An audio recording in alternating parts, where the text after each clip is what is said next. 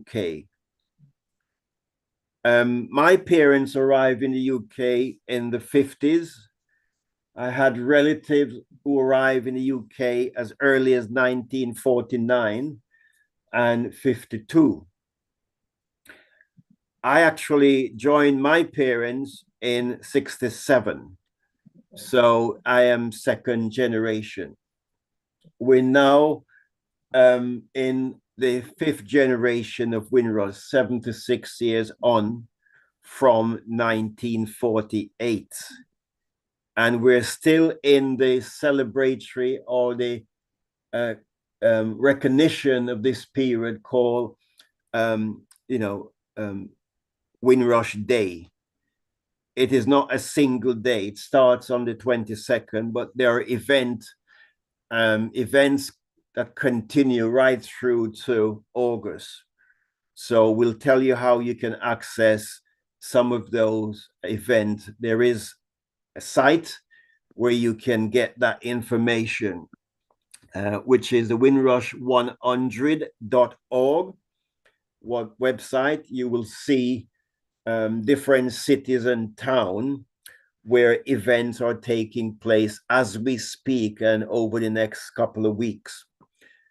Windrush100.org. So, some of us only heard about Windrush when the Home Office scandal broke in 2018 for the first time. For those living in the UK, they had no knowledge about this until that broke in 2018. And since 2018, people are hearing about Windrush and Windrush compensation and status and deportation. All this language, people are hearing these things since 2018. The Windrush compensation scheme was launched in 2019, April 2019, to address the issues coming out of the scandal and out of the hostile environment.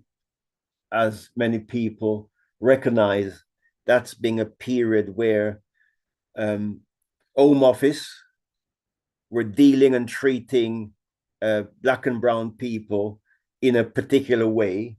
In fact, didn't want them to be in the country at all. And so people been affected right through the different decades. But more importantly, the Windrush compensation scheme is a way of dealing with some of these issues.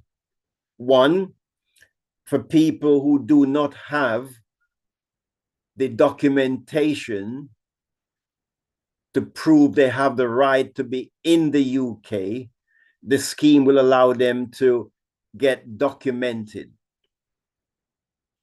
And then two, if people have been affected because they did not have the documentation and they suffer losses, then that is where the compensation scheme comes in.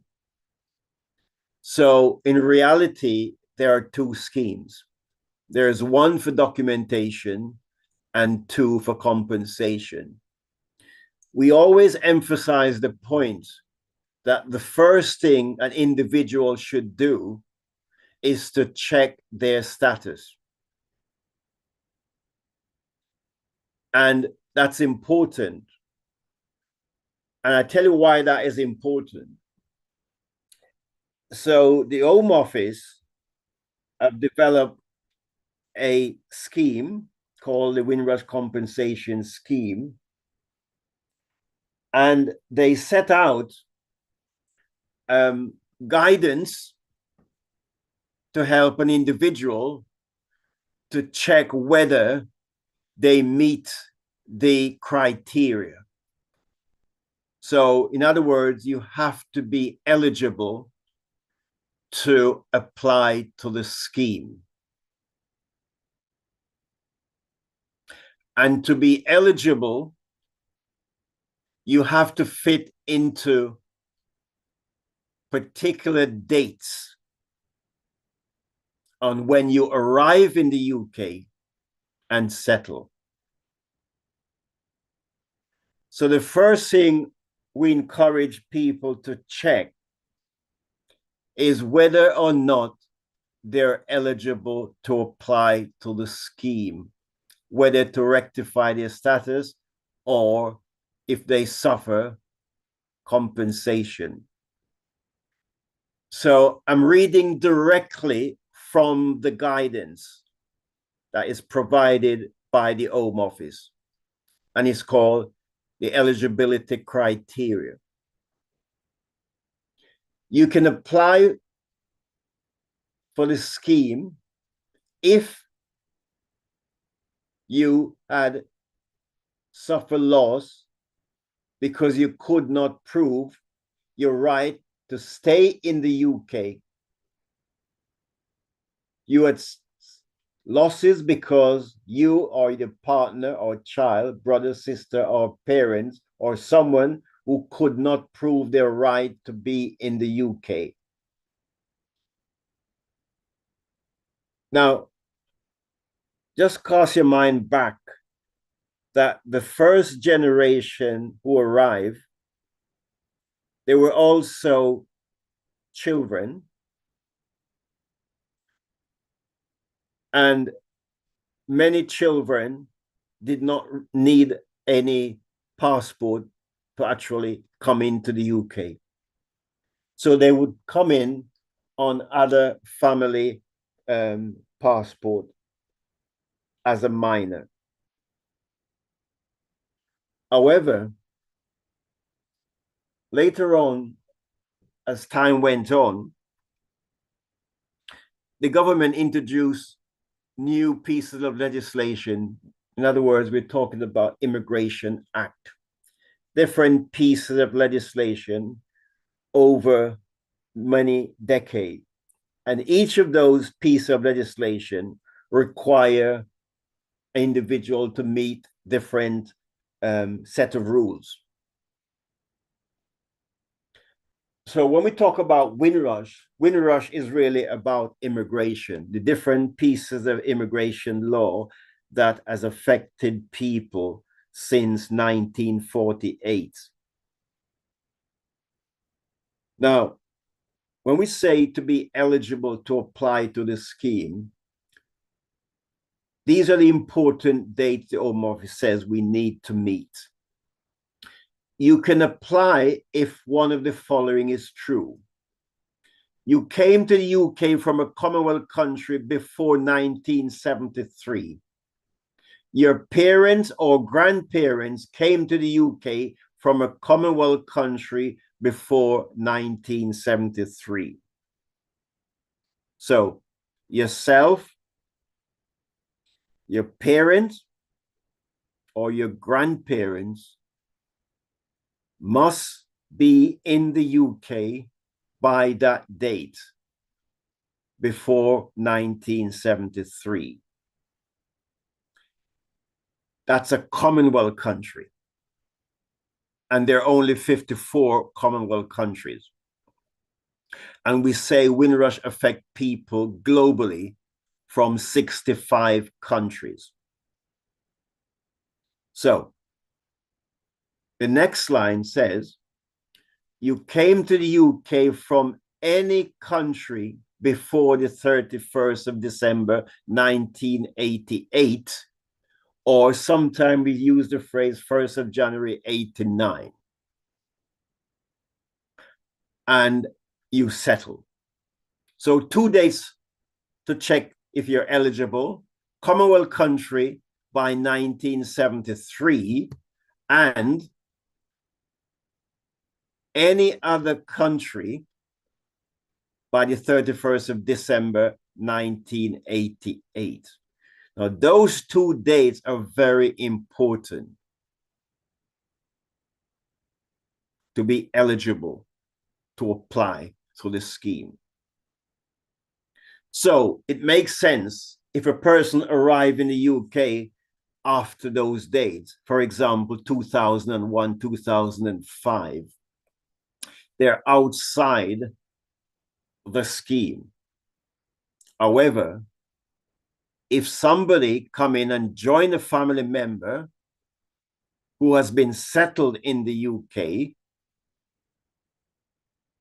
whether before 1973 or before 1988, that's a different matter. But ordinarily, 1973, 1988 is the two important dates to be eligible to this scheme.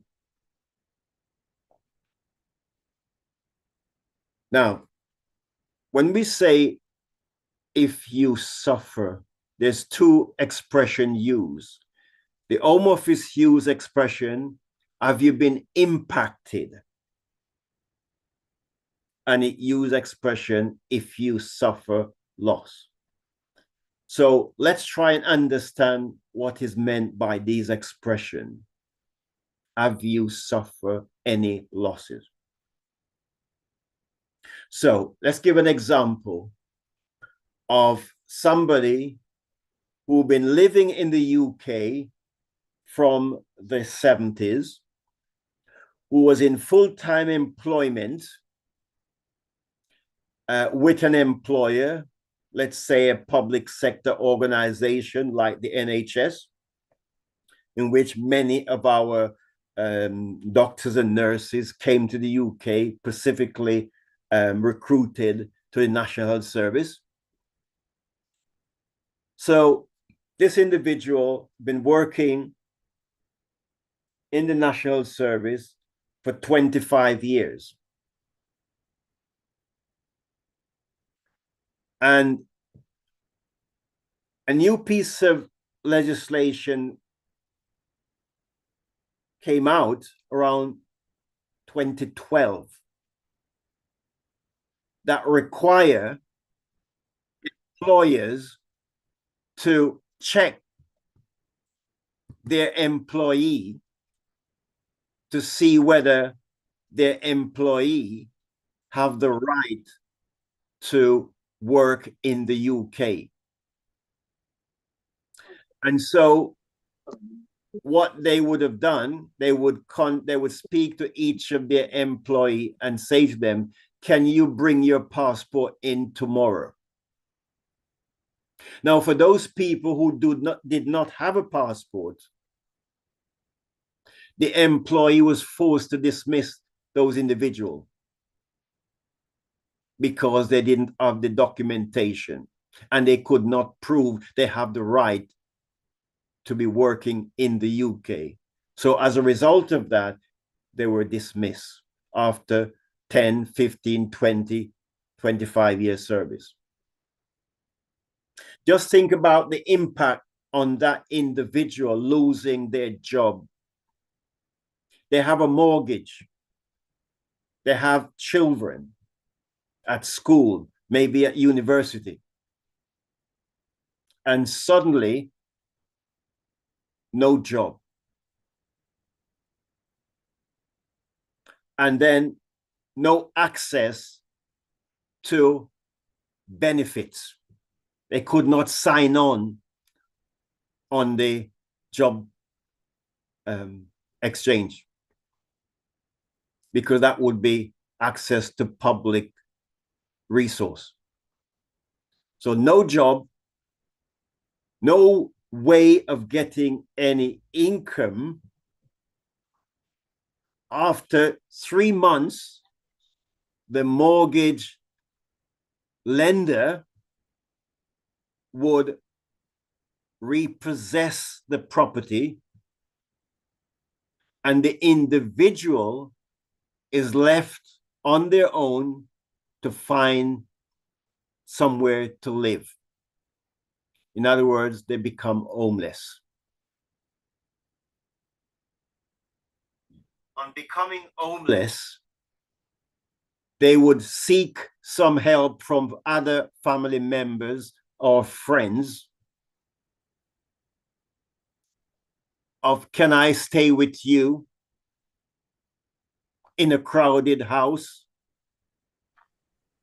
And maybe the children had to go to different family members and friends because there was no one place that all four children could be accommodated. And then think about the impact on not just the parents, but also on the children who are experiencing this big change to their life.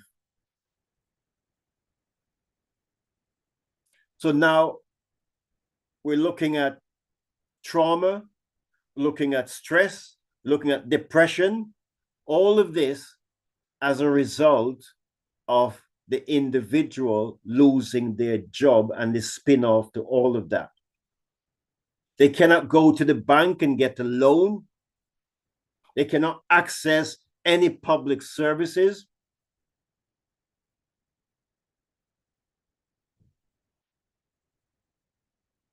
How are they going to cope from day to day with this changed situation that they find themselves in? So the person becomes homeless, the family is split up because there's no one place that everybody can be accommodated. And the pressure on the family is not just a one-off, it's a continuation. And there are people who have experienced all of that for many years. Some of them have got to the point of breakdown and end up in a mental institution as a result of the trauma that they've experienced. So when the Home Office says, have you been impacted? Have you suffered loss? We can start to think about the impact and what losses that individual family would have suffered. And then 20 years have passed, 30 years have passed, and the individual now have got to make application to the Home Office using the criteria that the Home Office have set out. And the application process is a long, daunting process. So you meet the criteria, yes, but you then have to provide a lot more information on the application form. And you now have to follow the guidance that the Home Office produce. And the guidance, you have to read it, you have to digest it, understand it, and then make your application. Not everybody can do that. Not everybody literacy skills allow them to do that. Not everybody is in a position to do that due to their physical and psychological situation. Some may have physical disability that has impacted on them. Some may have learning disability that impact on them. We now have an expression called neurodiversity. So people who are suffering with neuro issues, brain issues, and you're now asked to complete an application form for the Home Office staff, caseworkers, to have a look at that and decide that, you know, what you've put down is enough for them to offer you an award.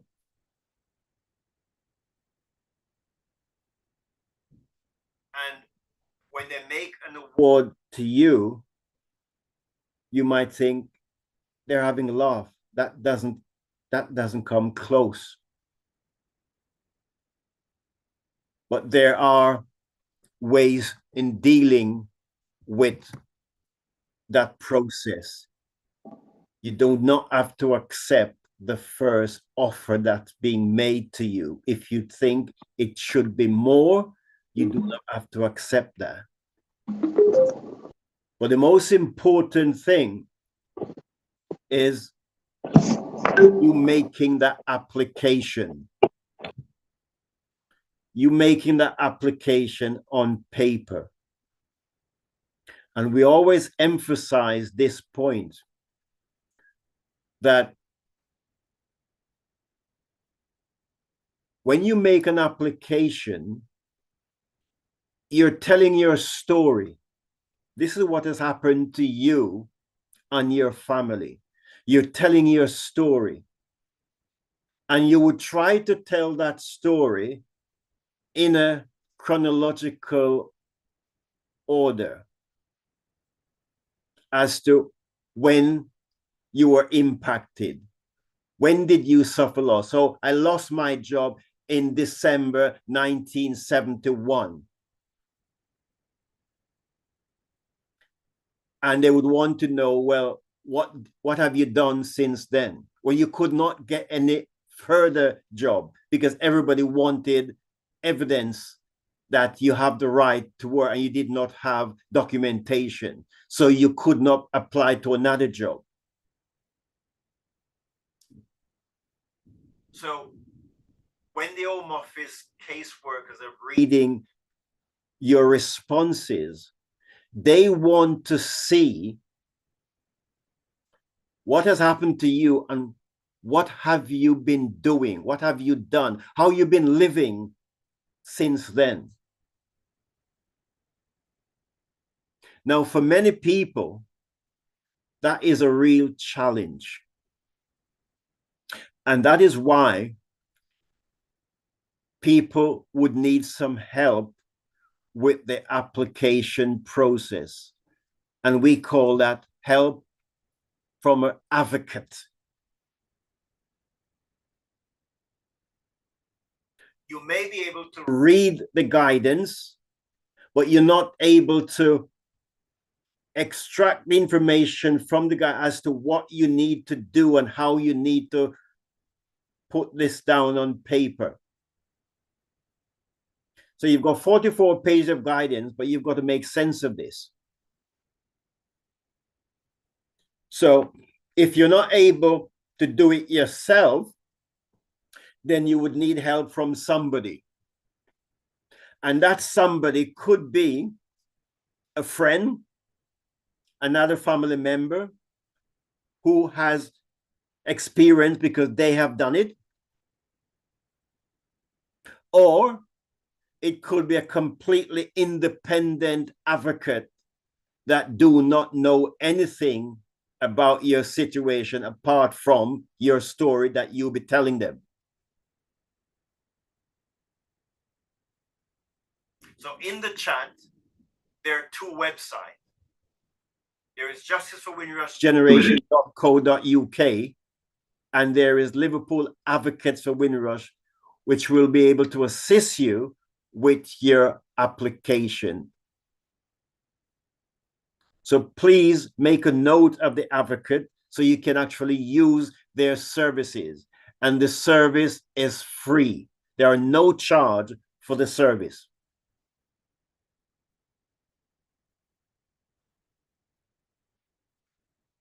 So we've just spoke about the eligibility criteria that you have to fit within that from a Commonwealth country or from any other parts of the world by a particular date.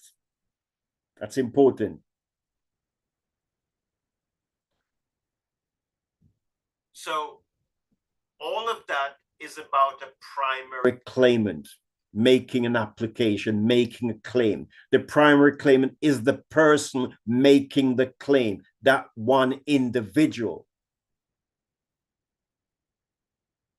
But there are other claims that can be made, such as close family claim. Close family claim is the person or persons who assist the primary claimant. I gave an example of the individual who lost their job, and as a result of losing their job, friends or family having to support them during this period. So those people who've been supporting the primary claimant, they can make a claim as close family. And when we say close family claim, we're talking about specific people who fulfill the criteria as close family. You have to fulfill the criteria as close family. Roland, can you just tell us about close family who fulfill that criteria?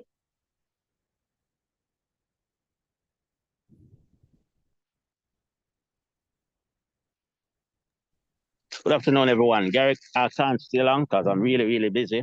Yeah. I'm just going to say the family members who can apply.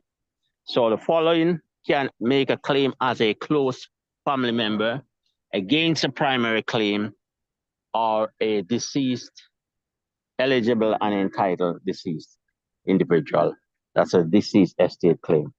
So the following close family member: wife or husband of the primary claimant or the deceased, parent of, siblings, brothers and sisters, children, and anyone that has lived in a relationship with the primary or the deceased individual while they were going through the struggles, and that close family member were lawfully in the UK at the time.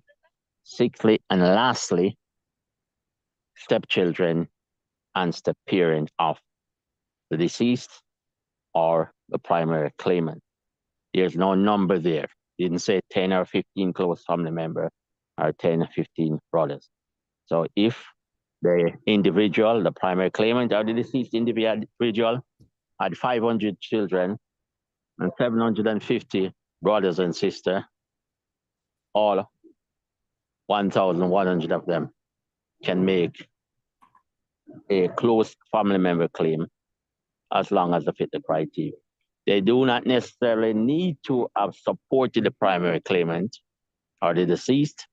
Close family member claim is how you, that close family member, you, the individual, how you have been impacted emotionally, stressed, inconvenienced, etc., due to what you saw that primary claimant going through. So you are the one that stood at the bus stop, however, so metaphorically speaking, while that incident took place. Though it did not happen to you, you saw that primary claimant crying, stressed, etc., There are two elements to the close family member claim in terms of compensation. There's the living expenses that is in the situation where you have spent on the primary claimant, rent, food, getting them in emergency shelter, medication, etc., living expenses, and also the impact on life.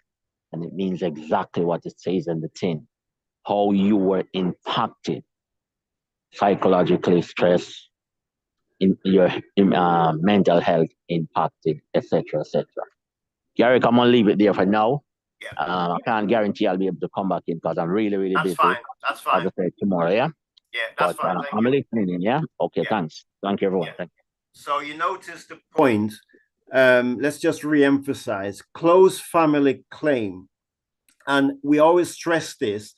The money that is being allocated. So the payment that the primary claimant will be receiving will have no bearing on a closed family claim or claims, because there's no number to how many people can support the primary claimant in claim as a closed family claim.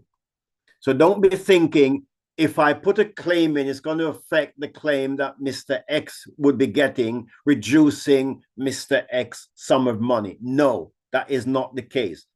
So do not worry about that.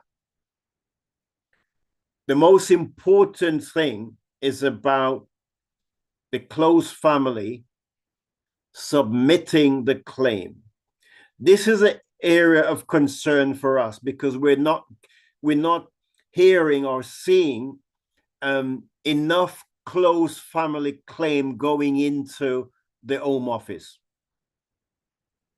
And we don't know whether people understand the claim, or why is it they're reluctant to make a close family claim. Now, as soon as the primary claimant has received an offer, whatever that offer is, providing they get an offer from the Home Office, that is a green light for the close family application claim to go forward. It's also important that the primary claimant and the close family do have conversation and talk. It would make no sense if the primary claimant do not know that a close family claim is being made, in which you have to say you have supported Mr. X for how many years, because the Home Office want to know or check out whether that is true. So you do need to have a conversation with the primary claimant,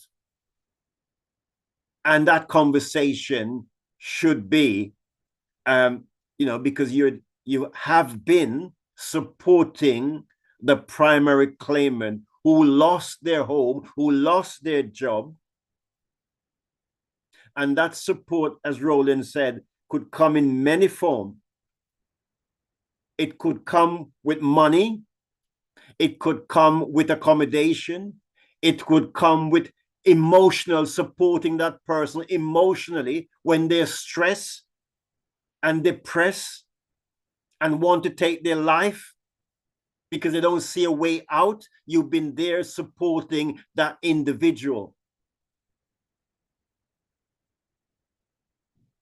That is what a close family claim is about. That support that you've given.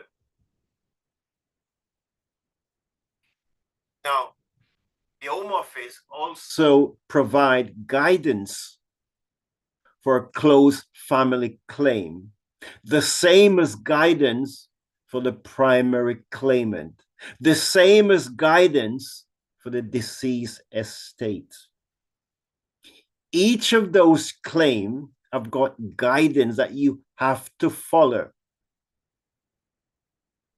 We always say to individuals, please read the guidance over and over several times.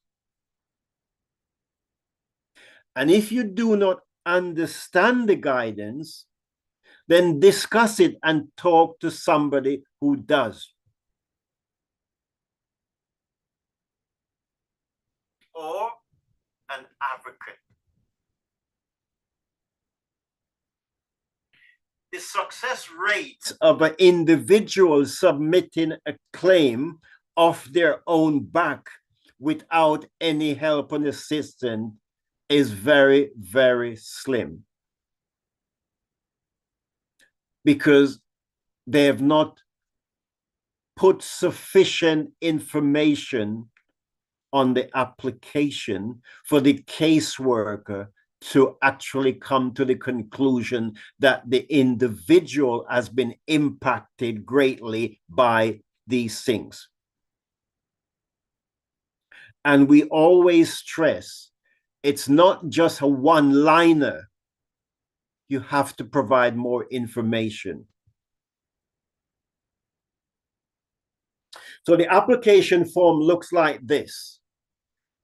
The first question on the application is your personal information. Your personal information is your full name. Your full name is the name that is written on your birth certificate.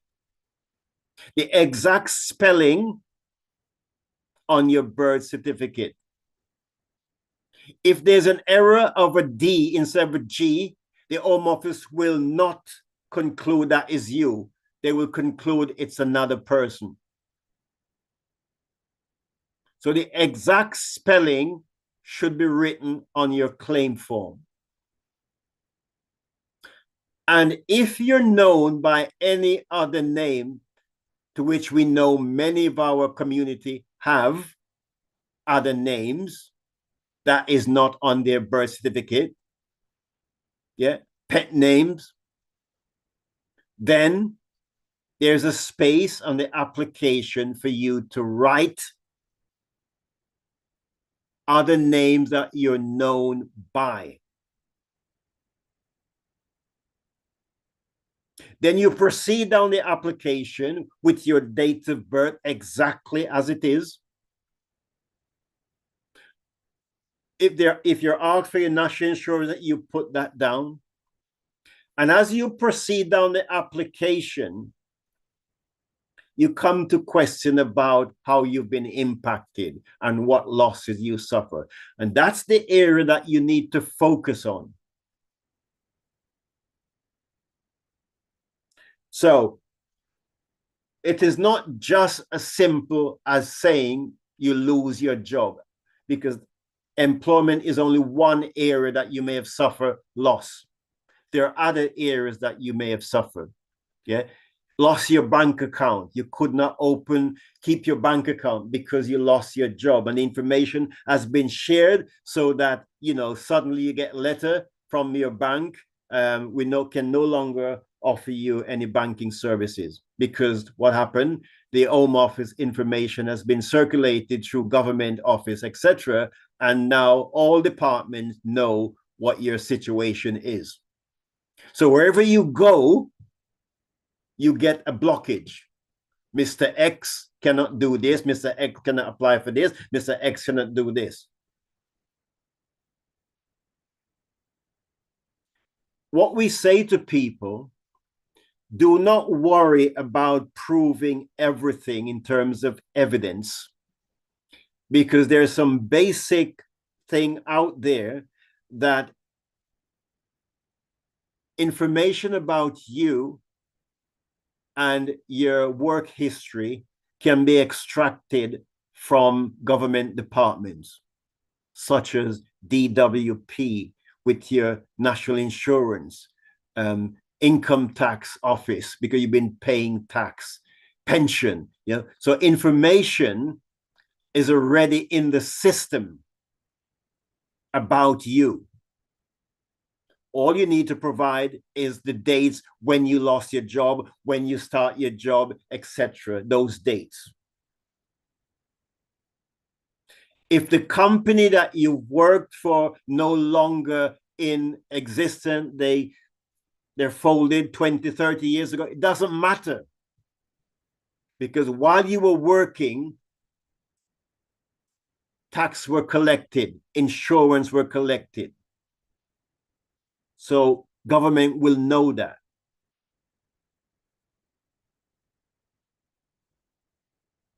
We also emphasize that when you're making your claim, you need to think about all the different losses that you have suffered and the different impact that affect you. For example, you could not travel to any important dates, birthday abroad, marriage, etc. You could not travel. Graduation, you could not travel. So you miss those important, significant dates. you could not get a driving license because your name come up when you put your details on paper. There's a whole list of things that you could identify that affect you. Losing your job, you could not get council housing. That's local authority. You cannot access any local authority service.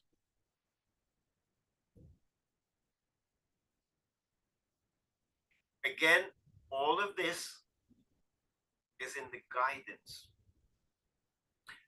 And also, if you had previously traveled in and out of the UK and experienced any issues coming back into UK, so immigration officers detain you for a period of time before they let you through Heathrow or Gatwick, and you spend 35, 40 minutes answering questions as to where you've been and, you know, where you stayed and where you're coming back to. We call that being detained. You were detained at the airport. Put that in your claim. You were detained coming back from whichever country you previously had gone to, and how long you were detained for. Anything over 30 minutes can be claimed. If it's shorter than that, no. How many times that happened to you? Well, that's your story. Some people were put into immigration centers, like a prison. And they spend a month, 2 months, 3 months, 4 months in this place. If that has happened to you, it must be put on your claim form. If it's happened to your children, it must be put on your form. So it's not a matter of a one-liner claim that this has happened. No, you've got to systematically go through and say what has happened to you in terms of losses, or the other words we use is how you've been impacted. Yeah, losses or how you've been impacted.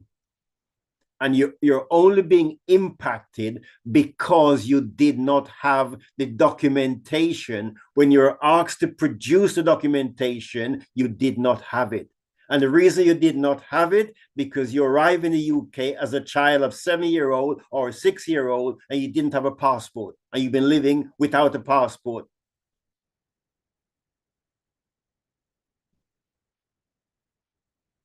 But some people did have a passport, and when their country gained independence, they didn't bother to apply for a new passport. There are people with dual nationality, and there are people, countries where dual nationality doesn't exist. You have to choose one or the other.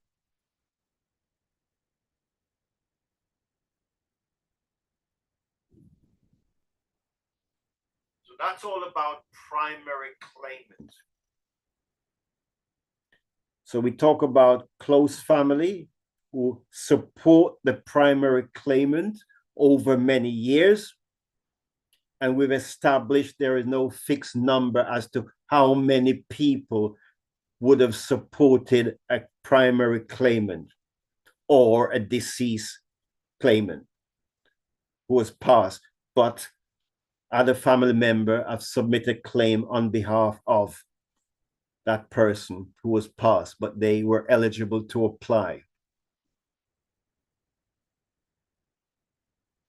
And the point we like to make about a deceased claim is that the Home Office will offer support to get documentation to confirm that the person has died, because the Home Office would require proof, like a death certificate. If the person had died outside the UK, you would have to then get the necessary documentation and the evidence and proof that the person died in St. Vincent, in St. Lucia, in Jamaica, whatever it may be. And they will cover the cost of up to £1,500 towards probate, getting the evidence. You cannot just say that your uncle died, your grandpa died, etc., without producing the evidence.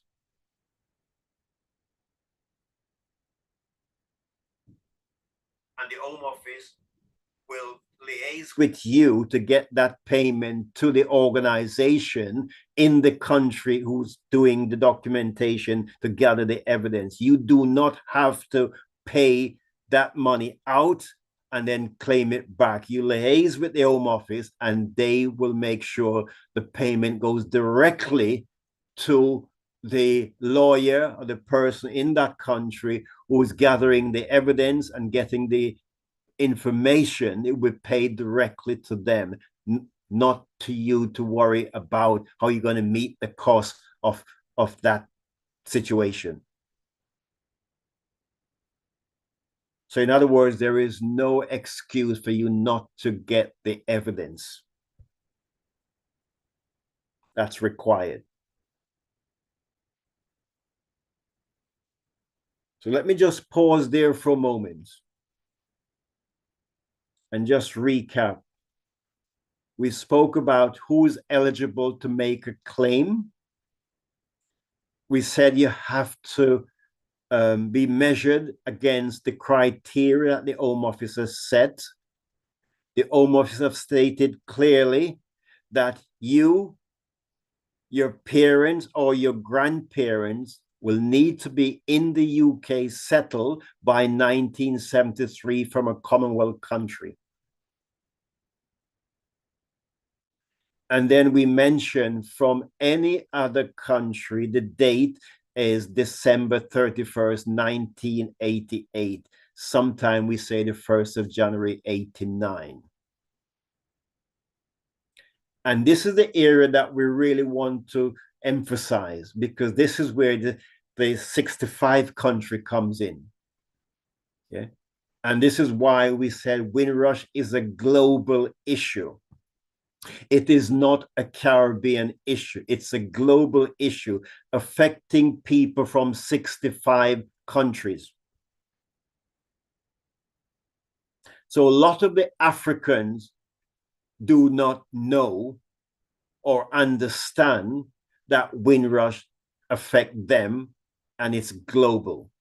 The same applied to people from South Asia, India, Pakistan, Bangladesh, Sri Lanka, etc. Because again, they're under the impression from what they see and what they've read, it's a Caribbean issue, because they go back to the first Windrush generation coming off the Empire Windrush in 1948. All they can see is black faces, Caribbean faces coming off. So that's what's in their mind when they say, oh, Windrush. Okay. So we're focusing on the 65 country. When you have conversation with other people, just tell them Windrush is global, affecting people from 65 countries. A lot of people don't know that. We should be seeing more people coming forward from those countries, but we're not seeing that. So we don't know why.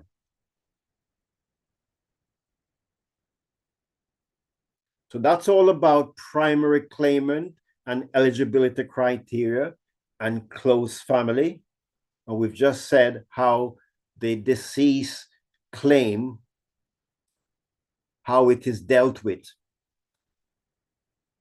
An other family member would be the one making the application on behalf of the deceased person who already fulfilled the criteria to be eligible. And again, if documentation is proof is required from outside the UK, then the Home Office will cover the cost of up to £1,500 to probate.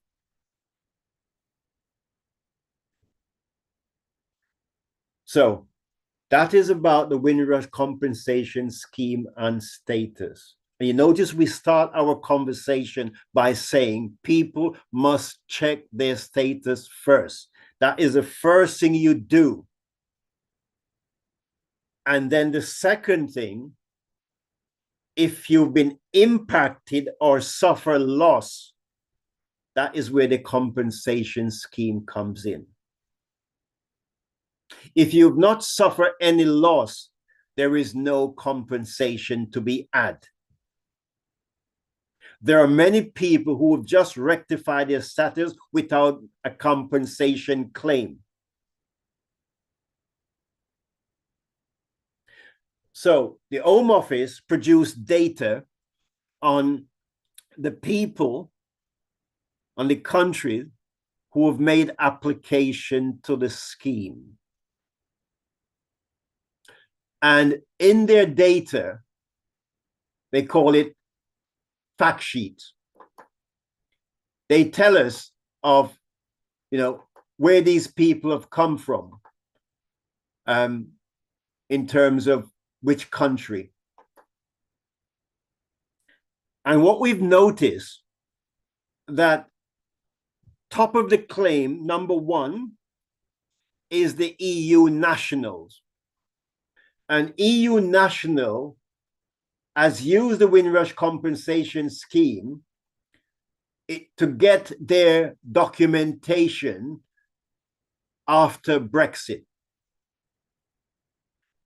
So it's no surprise that the greater number of claimants has been EU national, because they were living here in the 80s prior to the 31st of December 88. So that is what, in other words, they use it to get their naturalization claim. And you would think that Jamaica, for example, would be the highest claim. And they're not. And if you look at the fact sheet that the Home Office produced, you will see country by country as to how many claimants has come from that country. And then at the bottom of that, you will see the rest of the world. So they give all these countries, India, Bangladesh, Pakistan, Jamaica, Barbados, they give all these countries. And at the bottom, rest of the world amount to so many. But still, the greatest number are EU national that has benefited from the scheme.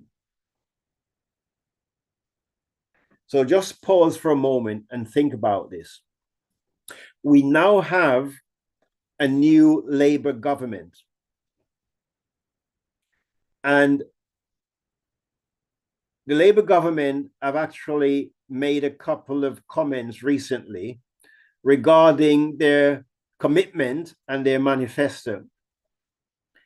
And the Labour leader was asked a question about Windrush, and he did give a response. And that is out in the public domain, that the Windrush generation and family, he don't believe that they've got justice, and he will be helping them to get justice. Mimi, you did post something in the chat, didn't you, at the start of our session? Yes, I did, Garrick. Yes, could you just tell people what you posted, please? Yeah, so what I've posted in the chat is a video of Keir Starmer just explaining how he feels about the injustices that the Windrush generation have experienced and how he intends to make good to satisfaction of the Windrush generation. I do have the video link in the chat, so I'll encourage everybody, please, to take a copy of it, and you can play it in your own time. Yes, good, thank you. Yeah, and so, you know, we have a new government, and we have a new foreign minister, and we have a new Home Office minister. So clearly, Labour is no longer in opposition, they're now in government. So now they can actually address some of these issues. Not just with Windrush, there are also other scandals that need to be addressed under this new administration.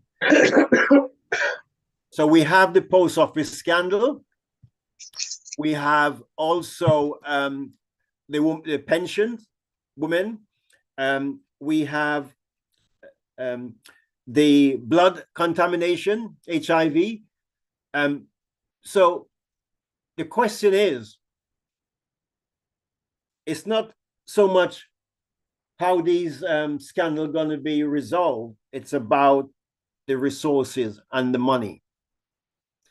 Because the previous Conservative government have left them, they made promises, but where is the money? So now the challenge for this government is where they're going to find all this money for the various compensation scheme that is out there, including Windrush. But what we can say about Windrush is that so far what's been said by the new administration that they will be taking these issues seriously. It's early days to know, because it's only been 2 weeks or so, how that is going to work out. But conversation already started with the new government and with the Home Office. And can I say also that there is a Windrush manifesto out in the public domain. And that manifesto was launched on the 21st of June this year, just before Windrush Day. And that manifesto was launched by Action for Race Equality, ARE. Now, keep your eye out on this, because over the next few weeks and months, this manifesto will be the topic of conversation. It will be in circulation to different local authority, trade union, public bodies, the government, opposition, etc., etc. Justice for Windrush generation will be in Parliament in September after the summer break. So Parliament is now in recess for the summer break. So we're in the in Parliament on the 18th of September. That will be the first opportunity of actually our campaign with the new government, the new administration. So keep your eye out for the promotion that hasn't yet been circulated for that session in September. That session will be different from the rally. That session will be a round table discussion with some key individual, including the ARE personnel who have launched the manifesto, and some campaigners who are out there fighting for justice. One of the things that we've stressed in producing the manifesto is not just what we're asking, and there are a couple of things that is important to note, including in the asks, is that the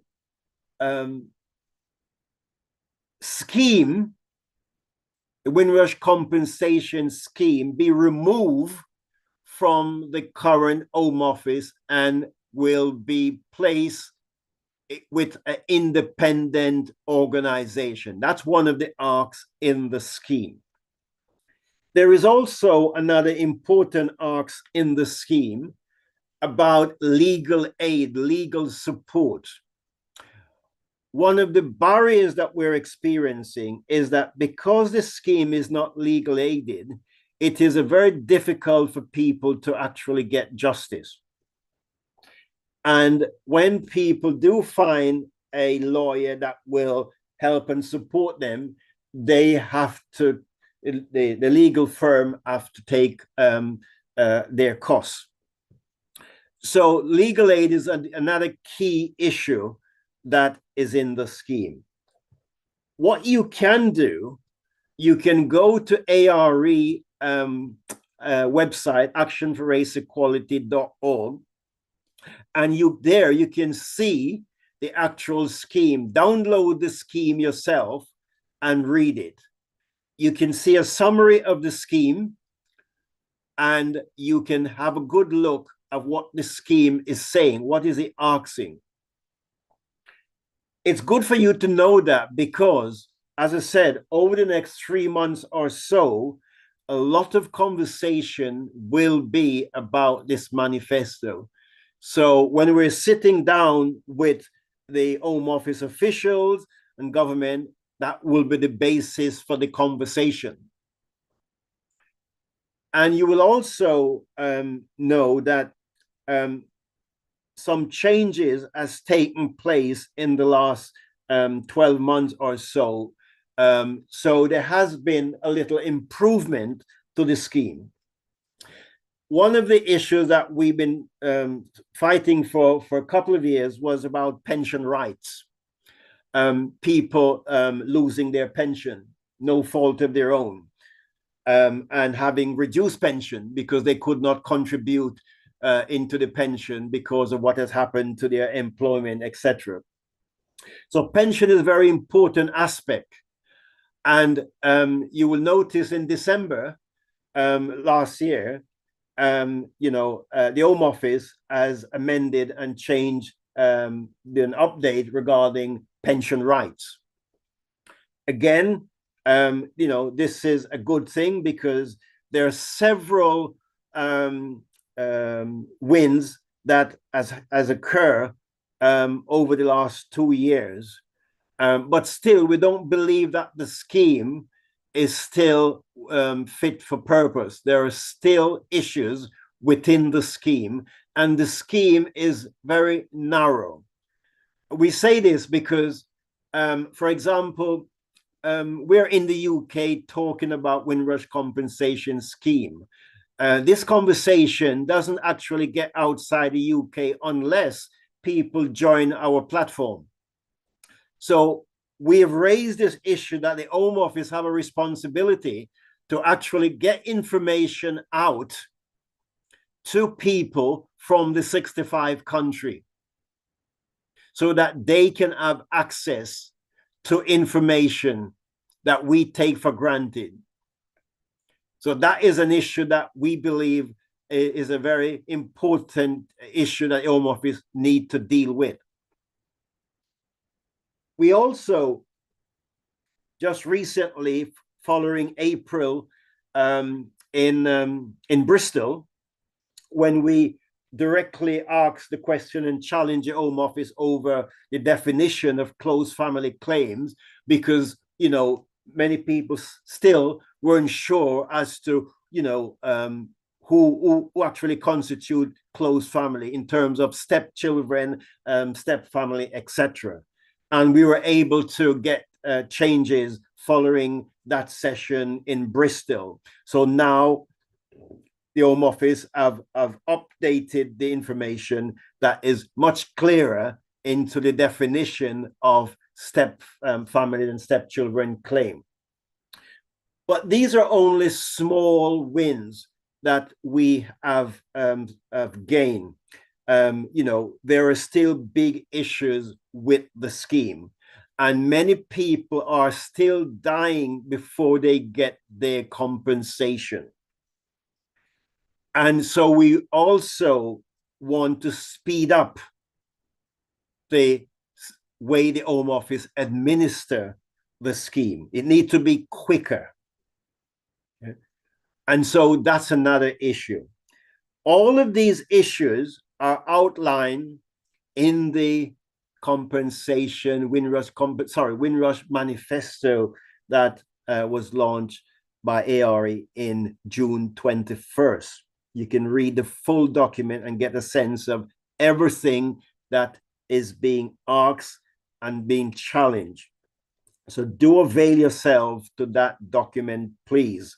Read it through and share it. But you will have the opportunity to attend the round table. We will put that information out closer to the time. Don't forget, everything that we do is promoted on the Eventbrite platform. So you will always have the opportunity of seeing what we're doing, when and where. Roland? Sorry, Erman.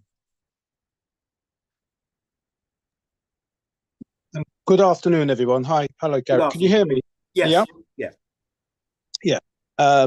Thanks for the presentation today. Just three things. Whatever Mimi put out previously, I missed the first half hour. Apologies. Can that be reposted? I would appreciate it. Yep. In the chat. Now, with regard to the Foreign Office, I just wanted to know. Let's see. He's actually my constituency MP, so I'm really going to be onto the trail with this. That's one. Right. Yes, you've said. With this regard before, to Mr. David Lammy, yes, Mr. David Lammy, our new Foreign Secretary. You might see I've put some comments in the chat. Yeah. Because lots of individuals have experienced a hostile environment abroad when they've gone to embassies, charged affairs, and so forth, with regard to Windrush. Yes. So I want to know, basically, are you aware with regard to what his comments are, what they've come into post? I know at the moment he's dealing, for want of a better term, with some of the big league stuff, especially what happened to Trump yesterday. I believe Mr. Lammy in Gaza today. Yeah. However, I know he did actually give a good rip-roaring performance in the House of Commons some years ago with regard to Windrush. Yeah? Correct. So I want to see if he really wants to follow through with the punch, so to speak. Yeah. Yeah. So are you aware of anything he has actually said since his coming post with regard to Windrush? Because that's a very important point with regard to like the Home Office, the embassies abroad. I personally think there should be a form of inquiry and investigation on that and what's been happening, how the money's been spent abroad recently. Now I know that might fall. Basically, some would say that should be lower down the scale, especially with people passing away and all the rest of it. But there doesn't seem to be a proper system in place if you're abroad, because there's just too many people, and usually those with evidence and so forth. And that's been provided many times on this stream and others I know who've actually been turned away in other countries. Do you understand what I'm saying? Yeah, with regard to Windrush. So I just want to know if you could press on that with regard to how that needs to be checked. But if he's actually said anything. And the last thing is basically with regard to discussions which are going to take place. I see you alluded to it towards the end of, before you just took the break there, whereby when the roundtable discussion, I'm usually a bit worried about roundtable discussions because really the roundtable discussions really aren't the real discussions. Yeah. My worry is, and I've put that in the chat, how are those, especially people like myself, those who've fed into the makeup of the manifestos. I'm not saying whatever we said goes and it went into the manifesto. However, it helped make up the manifesto and liaise with yourselves, which we're grateful for with regard to ARE. How are we going to be involved? Because, many people have actually still, are doing the work basically for no recompense at all still. And even through the purdah period during the election, the 6 weeks, as you know, there's very little real significant public dealings in the sense, Home Office officials or civil servants could have had with anyone. So I just wanted to know, how is that going to, how is that going to work? How are we going to be involved? I see you've just gone away from the screen for a short while there. So.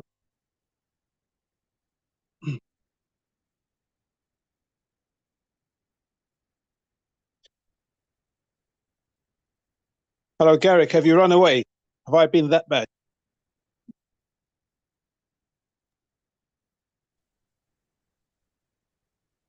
Hi, Herman. I'm not sure. I think Garrick's experiencing some technical difficulties. So Okay. he should be back with you in a few seconds.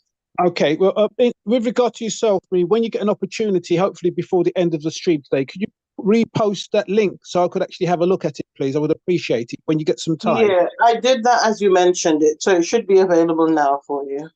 Okay. All right then. Thank you. I trust you're well. And how's Mum? Oh, she's okay, thank you. I'm going to call her after the Zoom. Yeah. Tell her that the man with the hat said hello. Yeah, she remembers you, Herman. Okay, I'll tell her. No problem. Okay. Thank How are you. you, Thanks for by that, the way? Herman. Sorry, I had to go to the door. Somebody just came to the door. Okay. Yeah.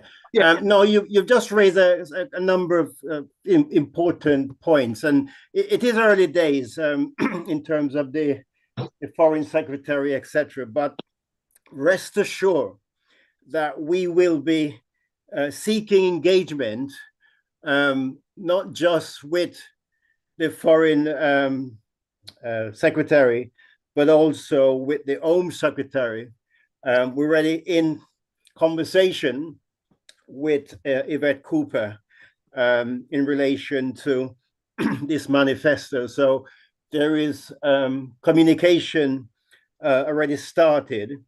As I said, the summer break starts now as far as Parliament, but we will certainly be keeping up the pressure because the leader has made encouraging comments about Windrush and Windrush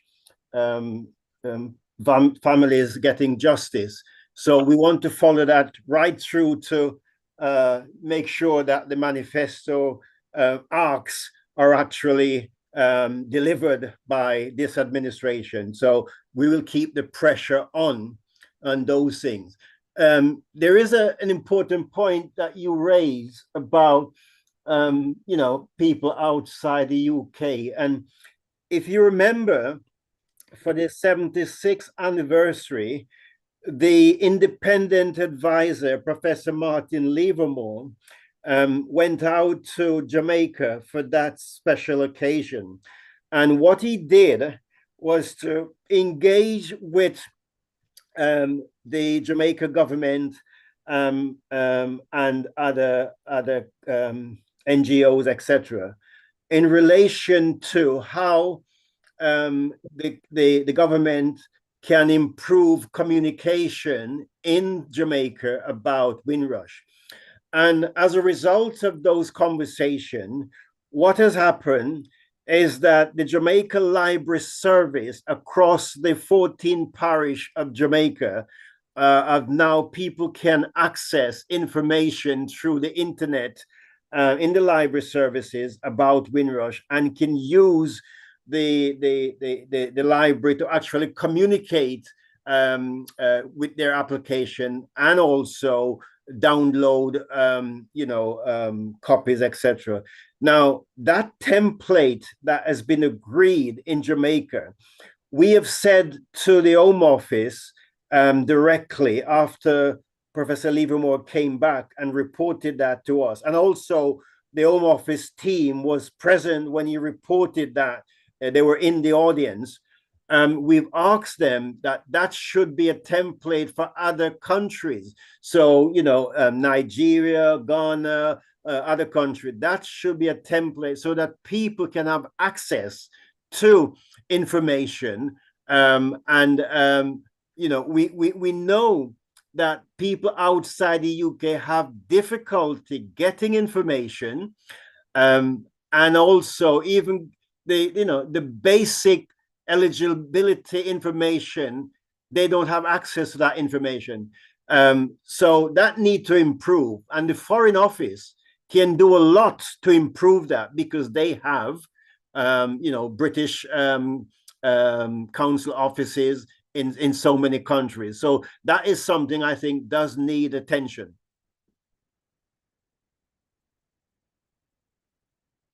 Pauline?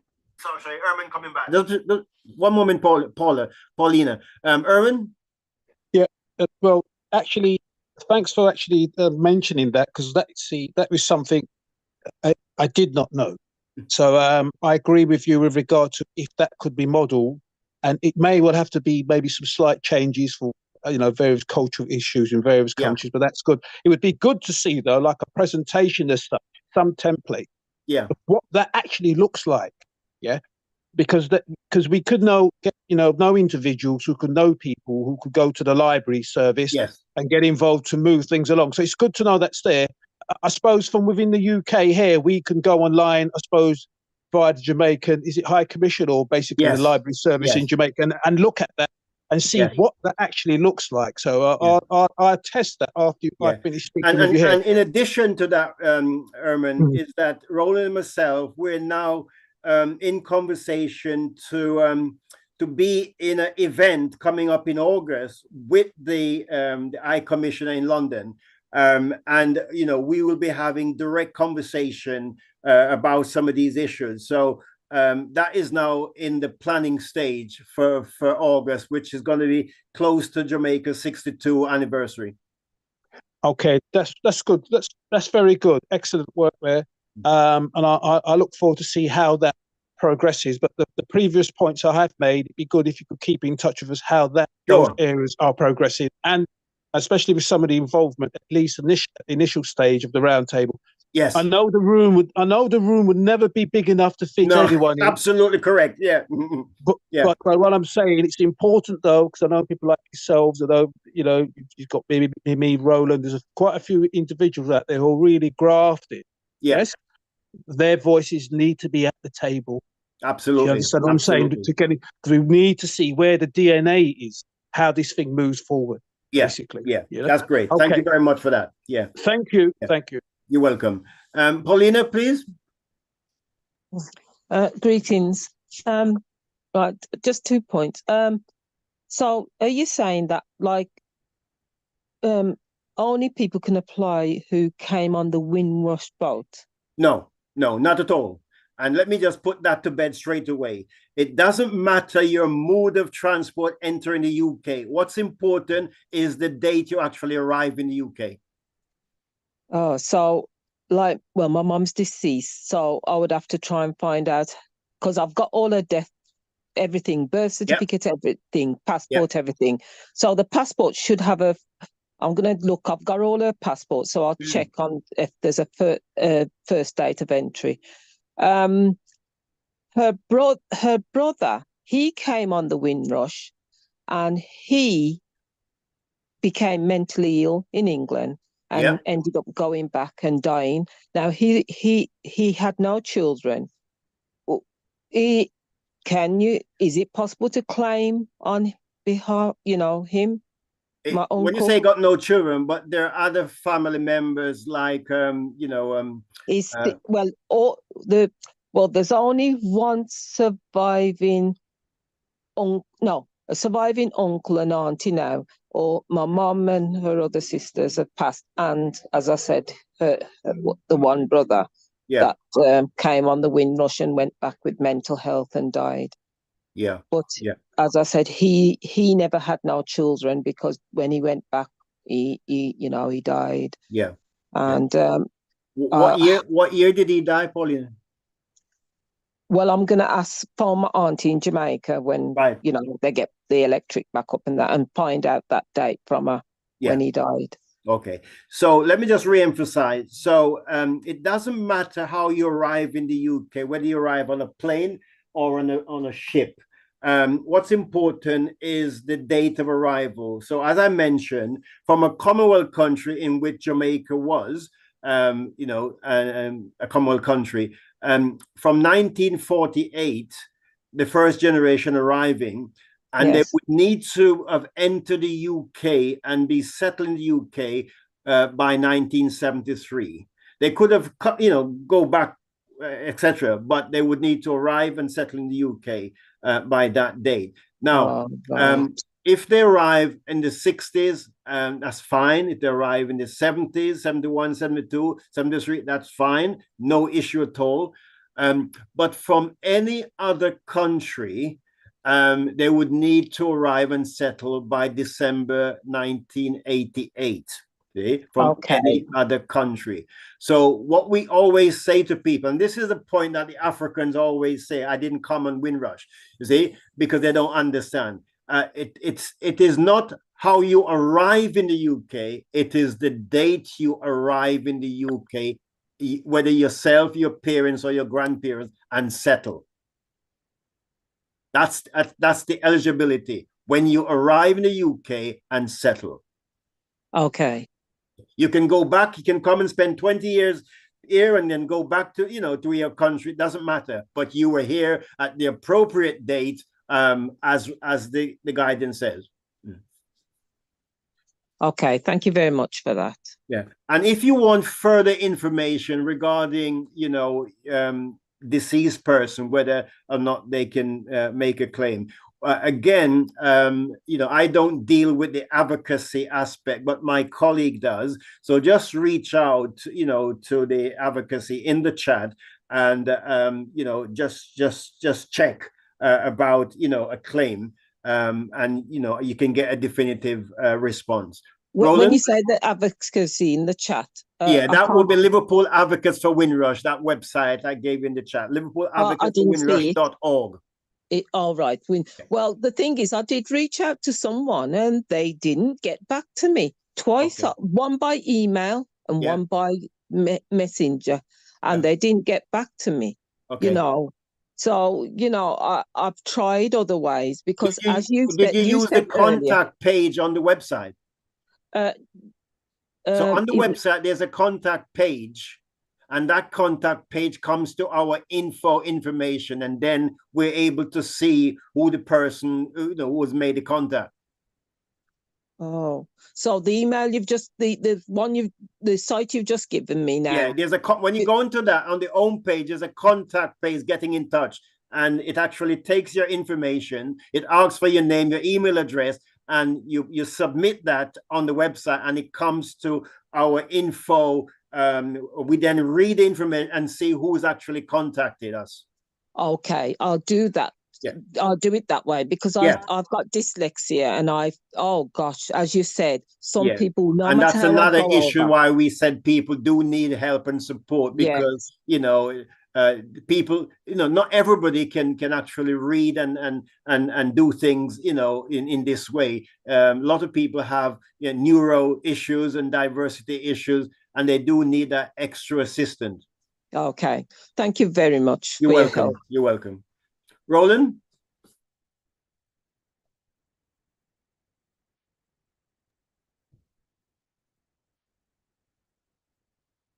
While we're waiting for Roland, I just want to say to Paulina, I sent you a message in the chat. Please take a look at it. Thank you. Yeah, can you hear me? Yes, I can. All right. I would like to clarify something, because a lot of emphasis has been placed on who came here and when they came here. And I don't know if it's clear on the different aspects or category. There are four main categories that needs to be understood in terms of eligibility, who can apply to the scheme. There are sub-categories to that, so to speak. However, these four needs to be understood clearly. Enter the UK before the 1st of January 1973, that's one. Don't have to fit into all four, any one of the four. Secondly, enter the UK from any country before the 1st of January 1989, including Commonwealth countries. It does not say except Commonwealth countries. So by default, that would include Commonwealth countries. Thirdly, you enter the UK before you got to the age of 18 years old, and your parent or grandparent came from a Commonwealth country and they were settled there in the UK, etc., etc. Fourthly, you were born in the UK and your parent or grandparent came from a Commonwealth country and they were settled there. So to a great extent, this thing about the ship and so on got no relevance. It's where from, and when. And secondly, where you were born. So you could have been born in the UK and your parent or grandparent came from a Commonwealth country. You too is eligible to apply to the scheme. And many of those that were born in the UK are dismissing themselves from the scheme, excluding themselves from the scheme. In addition to that, when it comes to close family member claims, you do not need to have come from a Commonwealth country, and you do not necessarily need to have Commonwealth connection, i.e. your parent coming from a Commonwealth country. Let me repeat that. When it comes to the close family member claim, you do not need to have come from a Commonwealth country or have relatives who are grandparents, parent or grandparent who came from a Commonwealth country. You could, when it comes to close family member claim, you could have come from Japan or China and still be eligible to apply to the scheme. So let me make that clear. And how would that occur? You could be the wife or husband or someone that has lived in a relationship with a primary claimant for more than 2 years and you were lawfully in the country at the time. You do not need to have supported the primary claimant to be eligible to apply to the scheme as a close family member. Yeah. Back to you, Garrett. Yeah, thank you. And this is why we always make the point, if you're not sure whether you are eligible to make a claim and you think, okay, I'm not sure about this, what we say, reach out to one of us and, just to ask a question, and just having that initial conversation, right, will help you to determine whether you are eligible to apply to this scheme. And this is important. So we're not saying to people, oh, just read information and that's it, because sometimes you need a bit more than just reading the information. As Roland just said, the different category of people, and in particular, people, close family, who are supporting a primary claimant. Doesn't matter where they're from. Yeah, any part of the world, they can come from any part of the world. They're supporting an individual, a primary claimant, or in the case of a decease, they would have to be connected with that deceased person as a relative, etc., in order to make a claim. But unless you have reached out and have the conversation, you might just read something and think, well, I don't think, people say, well, I don't think I can apply. I don't think I'm eligible. I don't think, no, please, just reach out and just say, I'm not sure, but this is my situation, or this is my family situation, or this is my my parents or grandparents situation. They're now past, but this is a situation. Just by having those conversations will help you to get a better understanding about the scheme and how it applies to different category, different people. Very important. Yeah. And we get this all the time when we start a conversation with somebody and we start to ask certain questions with that individual about themselves and their family, and they, as soon as they start to talk about the family, etc., we are able to say, well, did you know that you can apply, or did you know this? And let's have the conversation. Do not dismiss anything until we have the conversation. It doesn't take much to reach out to us and ask questions.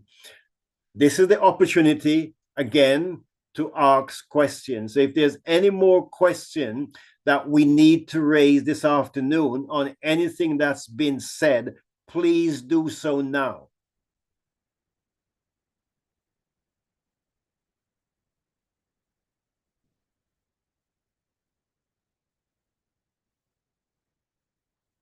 And the other thing that we want to know if anybody is in the process of making an application. Have they started the application?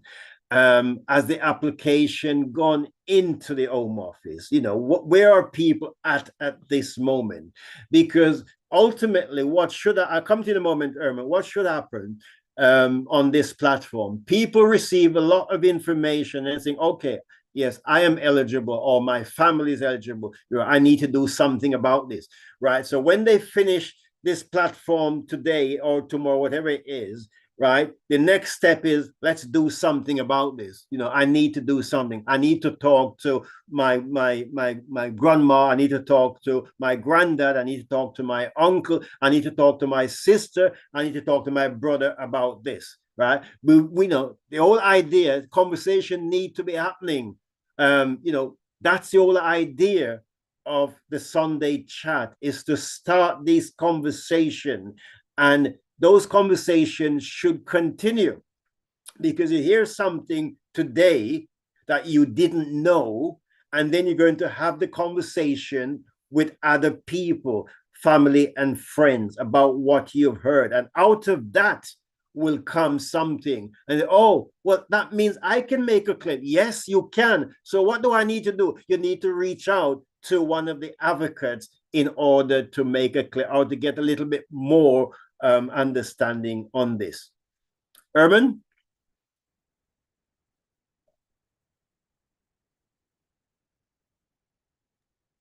Yeah, sorry. I've heard that point you made there. Just a comment, really. I don't know how many, I don't know, Roland might have experienced this, yourself and Tanika, maybe Mimi as well. I'm not sure whether anyone else listening on the platform has as well. I know on the night the general election was called, I know we were present at one of the lobbying meetings, which you normally get involved with Roland and so forth. Yes. There's one or two individuals I met there. And really, it's a 6 weeks further until the general election, which was held. Now, subsequent to that, like what you've said, there's going to be taking a little while for things to bed in, so to speak, for the new regime, so to speak. Now, I know I've had to speak to one or two clients in the sense where they were a little bit narked, in the sense whereby there has been some things where I've got a client where it's tier 1 appeal. One actually is 2 tier 1 appeals, one who's actually put some information in to the Home Office. But the Home Office staff, I know the engagement team as well, they've had to be a bit distanced, not in the sense of not being interested, but in the sense of how they liaise with the general members of the public, because they've heard it. Yes, the 6 weeks period. Yeah. So we haven't been able to go in depth with regard to that. So please let people know that. Because some will think people are just twiddling their thumbs, because I know what's going to happen now as well. There's going to be a slight decrease in inactivity, especially if we win this football game tonight. But what I'm saying is, in the summer, we know what happens in England. Things do tend to actually go down a few notches, and then life seems to spring back into action, usually the second week in September. Yes. Yeah. So I know it's going to take a little while before some of these things start feeding through. So if you could get it out there to people that it's not because people are being lazy or advocates and so forth, we have to work within the system, basically, to try to help them. And so that's for anyone in the world, wherever we're helping them. So I know I found that some claimants, it's quite understandable, haven't been too happy with regard to that as well. It's good. So that's that. Just with regard to, I know it's a personal case with regard to Paulina's case. I know there seemed to be a policy with the British government with regard to people who had issues and had to send them back home. And then without the right help and support, and then everything seems to have got lost, basically, when they've gone back to the Caribbean because they've had to go back for various reasons and sent back. They've just said there'd been like, neurodiverse issues or mental health issues. But the sad thing, what doesn't seem to have happened, and I know you alluded to the probate and so forth, where they could get help abroad directly with those representatives abroad in the legal sense, which was good, because that always really hasn't been clear. Because a lot of people just thinking, oh, I have to give it to a British firm. I can't give it to a firm out in Jamaica or Grenada or Barbados. That isn't the case. It's good you've said that. Yes. So maybe from time to time, and I know it's with regard to resources, maybe ARE could give you a bit more pocket money. Yeah. But maybe some little monthly fact sheets on things like that, little bulletins, would be helpful for that. But the sad thing is, there's quite a few cases like that where it's never been looked at, or the family have been investigated, some of the issues they had while they were in the UK, what made the situation get acute where they had to go back to the Caribbean for various reasons and such. Yes. And may well actually have legitimate claims, but but now been lost in the ether. But however, there can be records done where they can get through like data subject access requests, through doctors and so forth.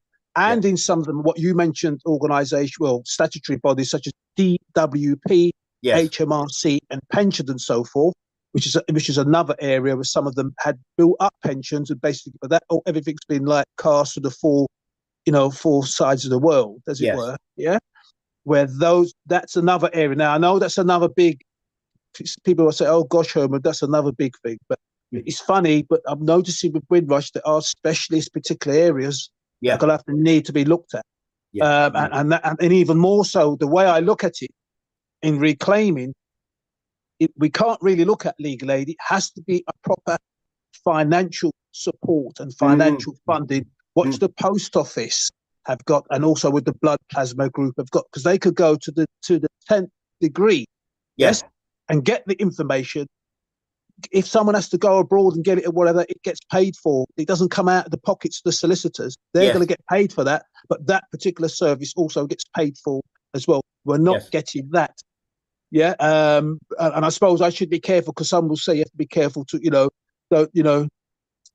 cut off your nose to spite your face. Because I know there's a lot of stormtroopers out there, basically people like myself. I don't have a big firm, but with regard to the help and support we can give people in actually putting in their claims and so forth, where we don't make ourselves redundant. And what's going to have to be interesting with this new government, they should make like organisations like yourself, like Roland, and the work that you and Mimi and Tanika and other groups do. I like to think I'm going to put myself involved in that as well. Need to be given some help and support with some form of recompense. As long as they could, as long as it's shown transparently what they are doing, and basically the results of that, to get some help and support. Because sometimes a lot of the work I'm doing, I know if you just throw out a broad net, it won't happen. We get involved, if you like, with the nooks and crannies, basically, and with the eccentricities and with the, all the rest of it. Yes. And I know a lot of organizations walk away from that, because that's not easy money, if you understand that's all I'm saying. I know that's absolutely a bit of a right. rant. So just some points there, and some of those you most probably are aware of that as well. I'm just pushing that out there. That's the feel I've taken on over the last 6 weeks. Because I've wanted to really push on in some areas, but what I've had to relax and draw breath. Which hasn't been a bad thing, by the way. No. So you're absolutely now right. recharge me for the next phase. Okay. Thank you. It's a good point, and we keep stressing this, that if you remember that when we started campaigning in Parliament 2.5 years ago, we were pushing MPs to get some changes to the current compensation scheme.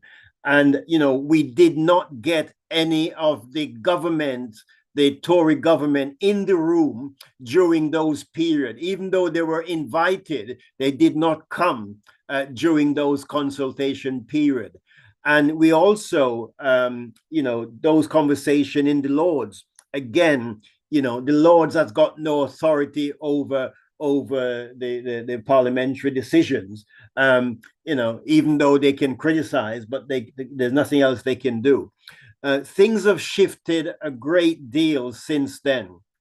And we saw last year, for example, with a Windrush motion going through the trade union, and that was a brilliant thing. It was accepted unanimously. That has been one of the drivers that has continued. The unions have been pushing this, and in particular, the RMT Unite have been pushing certain things, and we know the ball has shifted. What we need to continue doing now that we have a new government is no let up. Continue to push, because when we make that comparison between the post office, and you just refer to the post office scandal, immediately we can see. So initial payment for post office scandal is 600,000. The initial payment for Windrush is 10,000, but it wasn't always 10,000. It was £250 for some time before we got it to 10,000.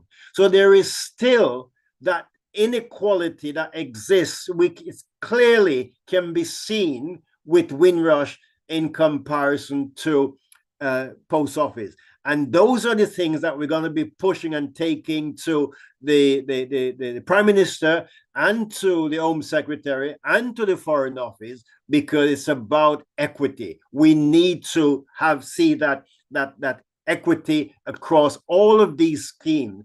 So Justice for Windrush Generation has been making the argument now that Windrush needs to be on the same par with post office and we add a scandal. That is our message. That's our conversation that we're having. And we will continue to have those conversations to make sure that, as Keir Starmer said in his video, that the Windrush families get justice. And we want to see that justice, in reality, in the next, within this parliament anywhere. Can't give a time on it, but certainly within this parliament.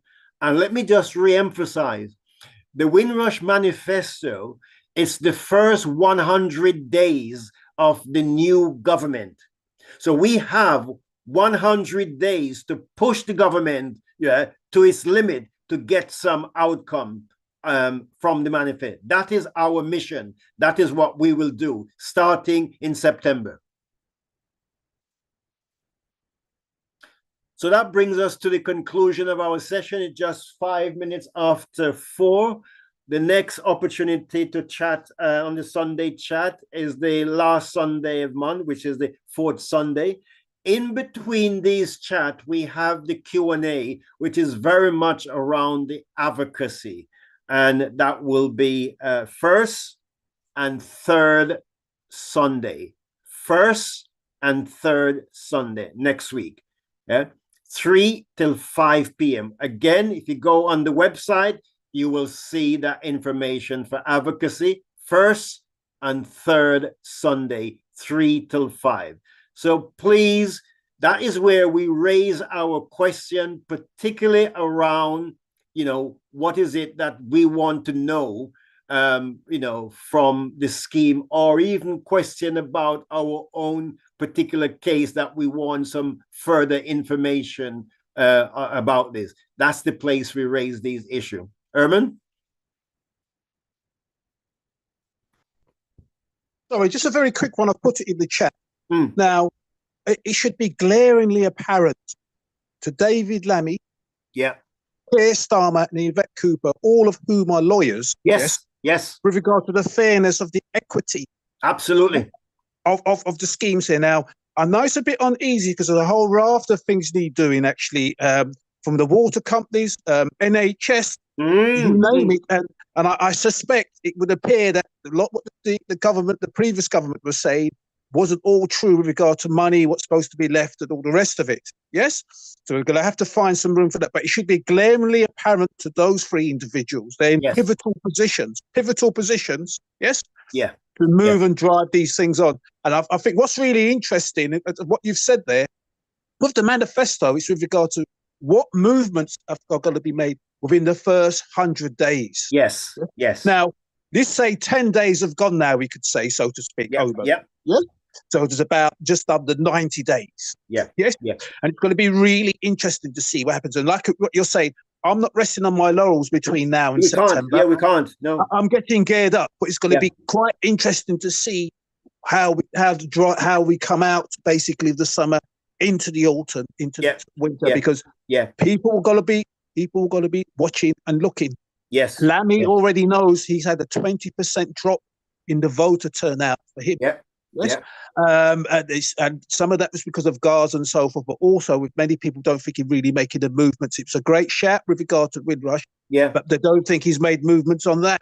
Yeah. Yes. Yeah. So what I'm saying now, and the thing is, Herman, for this government, there's so many priorities at the moment, and that's the issue, right? There's a lot of priorities, and the world is changing, and we see that. So but we will not stop.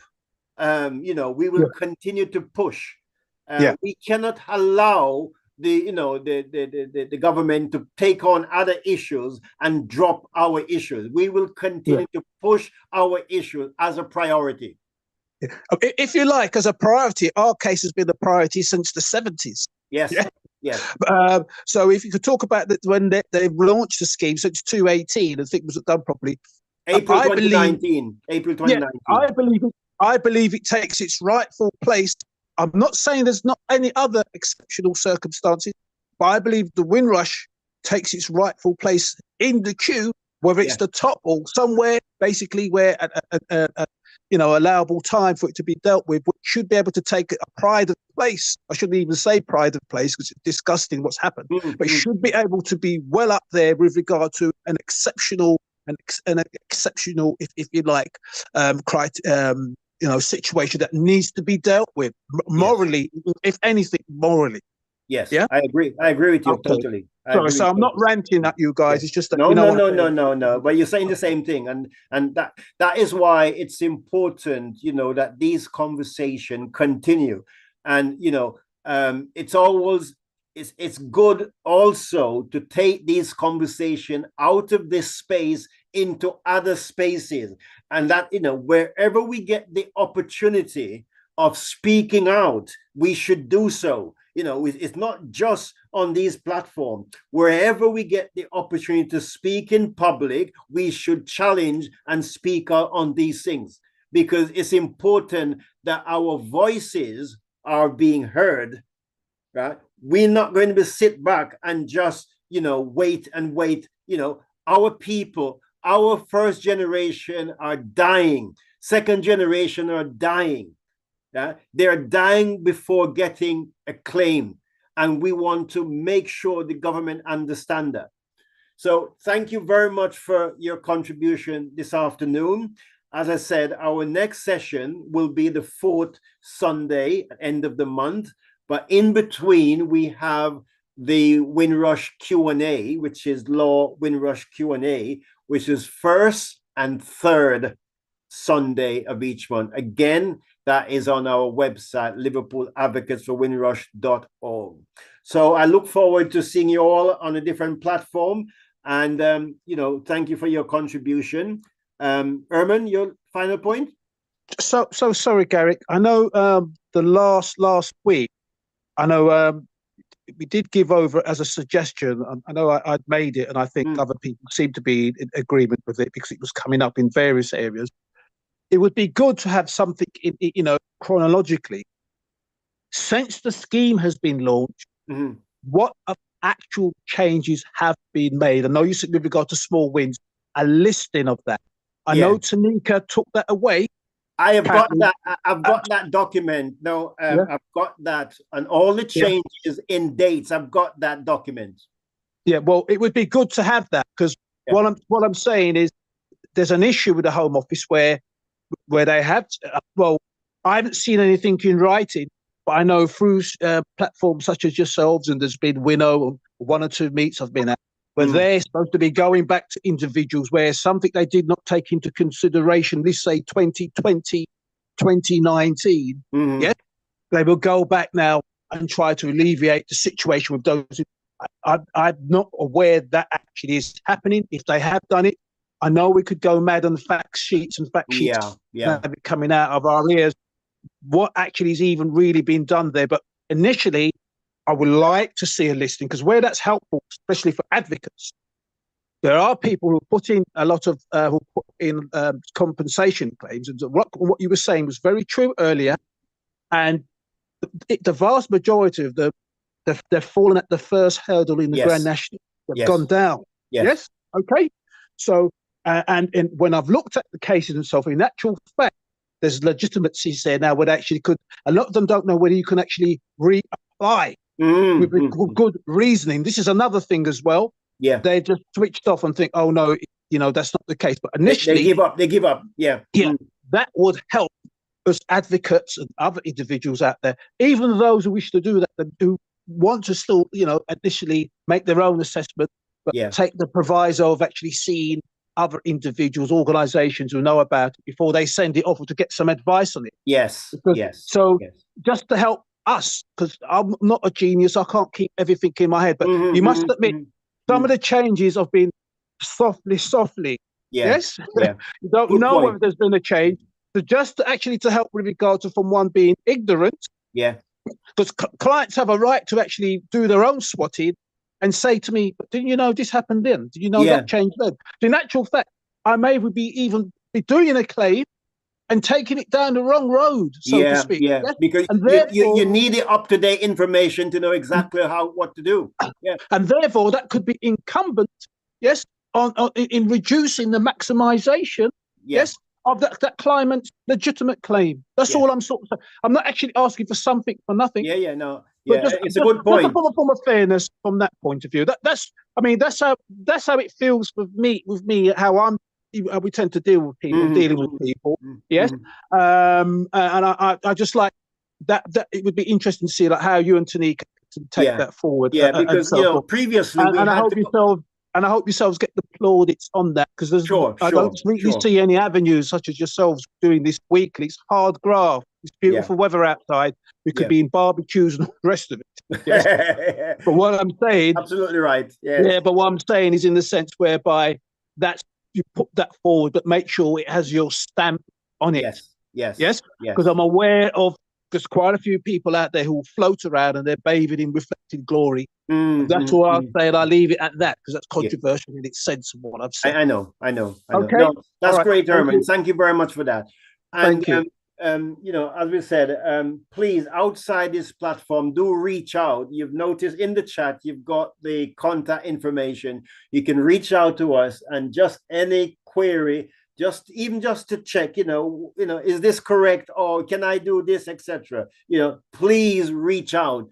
Even if you think, it's a silly question, do ask it, because there's no silly question.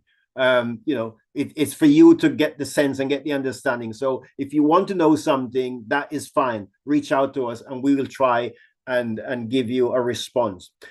So thank you all for this afternoon, and enjoy the rest of the afternoon. I think the sun is just coming out. I can see on my roof that the sky is a bit white and blue, so it may change for the rest of the afternoon. Apparently, we're going into some warm weather in the next couple of weeks, so let's hope that is the case, and then we can enjoy a little bit more this summer. So till next time, we'll see you all. So thank you and have a good afternoon.